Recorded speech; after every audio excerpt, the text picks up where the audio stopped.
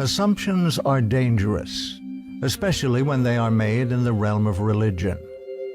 If a theological belief is based upon a faulty assumption, the religious practice will be in error. The most common assumptions in Christendom are that Saturday is the scriptural Sabbath and Sunday is the day on which Yahushua was resurrected.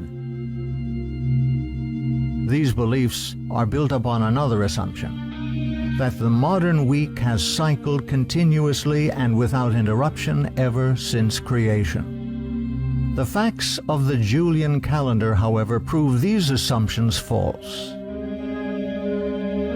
The Julian calendar was established in 45 BC. Like the calendar of the Roman Republic before it, the early Julian calendar had an 8-day week.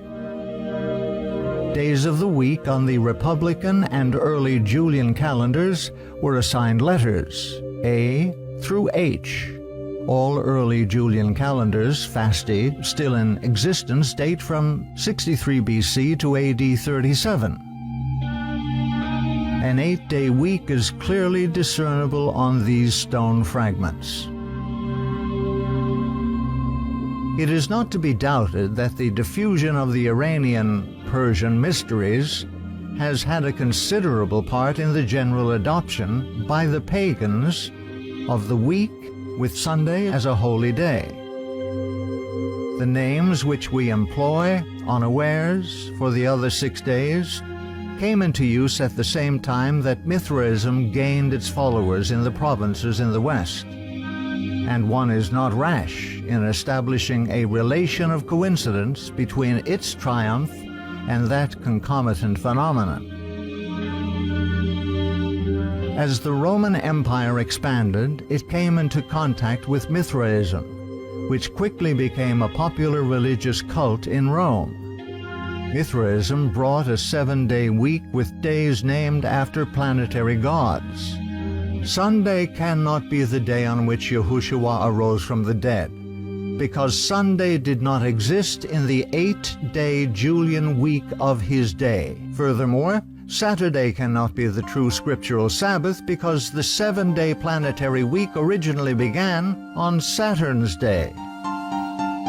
The baths of Titus in Rome were built AD 79 to 81. A stick calendar was found there which clearly shows Saturn, god of agriculture, as god of the first day of the week.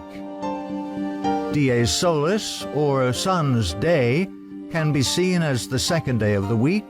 Luna, the moon goddess wearing the crescent moon as a diadem, is the third day of the week. The week ends on Venus Day, Dies Veneris, which corresponds to modern Friday, was the 7th day of the week. The pagan planetary week, like the Julian calendar that adopted it, is irreparably pagan.